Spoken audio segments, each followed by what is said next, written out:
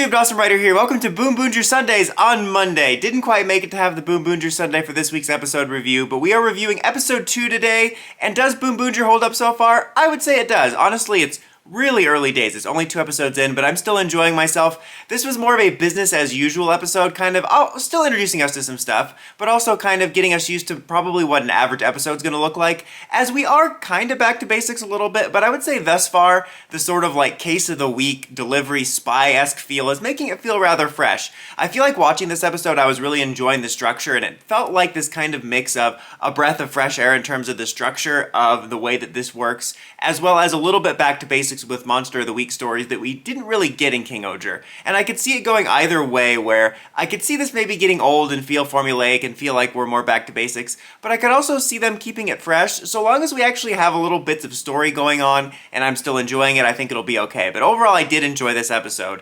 The main kind of drive of it, get it? Because cars. I'm a genius. It's also a drive reference, because anything ever is a Toku reference. The main drive of the episode is, again, get it? Because cars. Is that it's about Pink, joining the team, sort of learning more about things, and Blue not really trusting her, not accepting her yet. And it's kind of one of those cliche things where, I mean, I guess you could go one of two ways with it. One, at the end, you could have it being like, I accept you and trust you now as a comrade. But that wasn't the way they went. They went with the other cliche, which is he kind of begrudgingly gives his respect for the... You see that? That was the... I respect you, but I'm not going to say it out loud. That was basically what they did, because they're sent on a mission for this, it's like document or whatever they have to protect, which ends up being kind of a gag at the end. And then when they're doing that, the Monster of the Week attacks, and he like leaves her there, and the way that they show that he's starting to trust her is when he went off to do his plan, he trusted her enough to sort of hold off the monster, and they kind of give that. Even though I felt that was kind of rushed in terms of an element of the episode, because there was never like a scene that I felt showed that he would have trusted her. Like at the beginning of the episode, he's like, I don't trust her, she's a newcomer or whatever. And then they're kind of talking at this picnic bench, just at this bench. And it wasn't even a bench, it was a table. Why do I keep saying bench? Sitting and talking, and she's just kind of asking him questions, and he's like, shut up. And then after that is that scene where she goes to attack, or well, he first holds her back, but then she goes to attack, and then he all of a sudden trusts her. So I feel like there could have been a scene maybe where he observed her, maybe I missed it, observed her, or like a scene where you kind of saw that he was noting something. Maybe it was this, like, not speech, but the talk Red gave him about it. I don't know. I did feel that element was a little bit rushed, but I didn't necessarily need that storyline to be dragged out, but I just happened to think about that. We do get a little bit more backstory and kind of world setting. We get more of a look at the base, which is at this mansion because Taya apparently is like super rich. I'm curious to find out more about that backstory, but I really love the sets and the setting of it. I was never one to be super complainy about the green screen for King Oger, but admittedly it did make it feel a little bit cheap at times, and that's something I'm going to touch on again in a few minutes when talking about the fight scenes. But I admittedly really do like this grounded set and grounded feel. I love the sort of retro almost feel of it. Like, I mentioned this last week and in some of the trailers, but it definitely gives me this almost nostalgic vibe for the way Sentai was shot in a little bit older series. But we learn a little bit more backstory about Boon Boon and Taya, about, stuff we got from the trailers and the press conference about him being an alien, and about the enemies, and from like the backstory of the enemies when they're showing them and talking about it, and then they talk about how they're serving a bigger boss for the alien mafia. It definitely gives them a Team Rocket vibe. Like when they're talking to the boss on screen, it definitely gave me a vibe for all 1,000 bazillion episodes of Pokemon I watched where Team Rocket is calling Giovanni. So that is kind of nice because the villains very much have that feel, which I do like the villains fine, but I mean their structure very much has that feel which I usually don't like, which is kind of like 2 or 3 villains just kind of wandering around the city. I usually don't care for that just because it makes it feel like the villains have a lack of presence compared to when you have a base with a bunch of enemies. Not that I want it to be the same every time, but it makes them feel like this really small thing. But since you kind of have this almost spy delivery feel, and then you have them kind of running into the mafia and they have a bigger boss, it definitely works right now, and the fact that there's like bigger villains in the offshoot they can bring in makes it work for now, in my opinion. And then you also have Pink talking or asking him about like, oh, so like Boombot made the powers, and he's like, no, me and Boom Boom made the powers together from our dream, or we made it from or comes from our dream. That's definitely a very Toku answer, saying it comes from our dream. I'm like, whoa, don't go full nonsense on me. You just said nothing just then.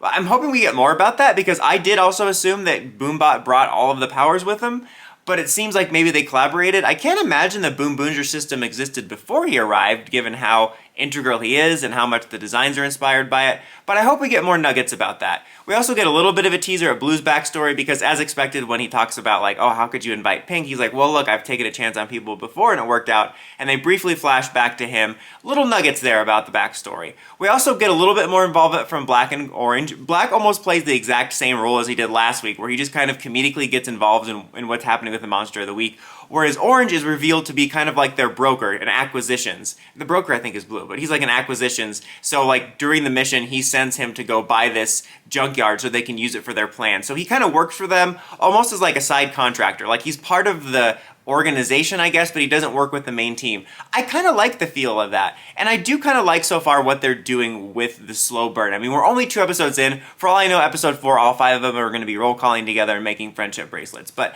I do want them to have a little bit of a time where this core team of 3 feels like a core team of 3, and it seems like they're going to do that because as much as I do like having this setup, I always hate when you have like kind of a false core team of 3, like in Ryu Soldier or in Go-Onger, where it's not really a core team of 3. Like you advertise the 3, but it's really 5. But thus far, it really does feel like a core team of 3, and the idea of this sort of disconnected Orange, but he's also connected, works. And it's better than Ryu Soldier, where it's kind of like a half measure. So thus far, I like the pacing, and I hope that they keep that going. Speaking of, I'm really surprised that they didn't go ahead and debut the first little auxiliary card this week. That's going to be next week. Thus far, if this goes the way I'm thinking in terms of it'll probably be that, and then maybe the night mode, the episode after or after that, that's a pretty decent pacing compared to previous series, which have gone a little too fast. Like, they immediately started introducing those little auxiliaries in King Oger, which they never used again. So I like the pacing for that. I mean, obviously we kind of knew they wouldn't debut something like the night form here because all the toys aren't out, but I think that there's a little bit of a nice, more synergy between the toys and the pacing this year where it doesn't feel as rushed, which maybe I feel extra appreciative of because of how rushed Gotchard is, but I do appreciate that. It felt like it was nice to have 2 episodes where we didn't really introduce anything new. I also liked that during the plan, you got to see Blue Ranger pilot Pink's mecha. You know, obviously they do have assigned mecha, so it's a little bit different, but it kind of reminded me of the way the Cosmic Fury Rangers could all pilot them. It feels like kind of a system they can all share, and I wouldn't mind seeing stuff like that in the future. Also, the mecha fights and like just the effects and the fights were really well done, really great. The roll call was fun, really classic feeling roll call, but all the effects when they did the roll call and the finishers, and then just the regular fights where they were kind of like going around with their wheels, was really well done. It looked really good. It wasn't quite like the big spectacle of the first episode, but it was still really great stunts and fights that were really engaging. And again, this isn't a knock against King Oger and like a recency bias thing, because I think King Oger did look really good. But it does look, in some respects, better than King Oger. It looks, honestly, like one of the most professional I've seen. It's almost like merging, taking away some of the cheaper aspects of King Oger, but taking the more, like, professional-looking aspects and merging it with more of a grounded Sentai feel, where this is one of the better-looking Sentai I've seen for the first few episodes in terms of just the stunts and everything, and I'm glad they're keeping that going, as it's really fun to watch, and it's really just visually fun. And same thing with the mecha fights, you know, and there's a little bit of silliness with like the tickling and stuff, but the mecha fights were also still a lot of fun. And I gotta say, oh, also, before I forget though, I do want to call out, I really like the score. The score was good last week, but this week there was also a couple moments, especially when the plan was going down with everything, that they have a really nice, pretty epic feeling score, I would say. I really do dig it. But I have to say, I wanted to talk about kind of the silliness and the balance and stuff. I talked about this a little bit last week, but I am pretty impressed so far. We could, you know, end up turning around later. I was really worried about this being overly cartoony and silly because there was a lot of talk of aging it down to, like, you know, and get a new audience of younger kids. And obviously, I think it is a little more fun-leaning. It is a little bit less complex than King Oger, but it's a lot more balanced than I thought it would have been. Like, yeah, you have your silly moments like the mecha getting tickled, like I just mentioned, but for the most part, it's not like it's honking your horn in your face. I don't know why they have your horn in the honking it. They should honk their own horn. Like, you get your own horn. You can't honk my horn. Wait. They're not like... All the characters don't feel like cartoons. They're not constantly being ridiculous and silly. It's pretty well balanced, I think, between the way it's shot with some of the more grounded feels, but even just the way the characters talk to each other and behave, they feel more realistic. So I'm really happy with the balance so far. I have to say, like, it doesn't feel dumbed down, if that makes any sense.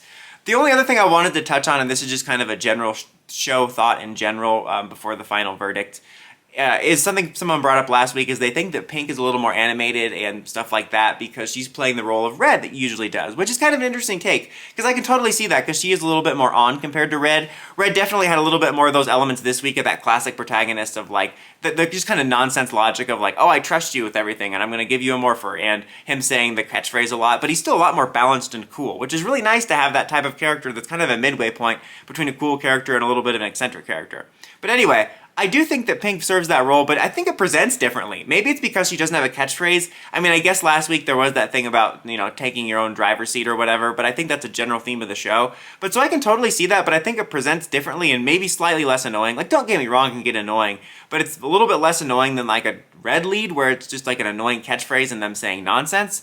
It also reminded me of like in the black and white anime for Pokemon where they had to make Ash dumber because they no longer had a new female point of view character. Like they always have to have this certain type of character. But anyway, overall, I still really enjoyed myself. We're only 2 episodes in, but I thoroughly enjoyed this episode. Hoping to keep enjoying it. Thus far, there's not a whole lot big story-wise I'm intrigued with the villains or like a serialized plot, but I am honestly really curious to learn more about the mythology, how the powers came about, and about the past of the characters. So there is stuff that has me engaged, but for the most part, I'm just having a good Sentai time. But what did you guys think of this episode? Let me know in the comments as always. Until next time, don't forget to like, comment, subscribe, and climb the steps and ring that bell to get notifications for my videos. Dawson Ryder, signing out.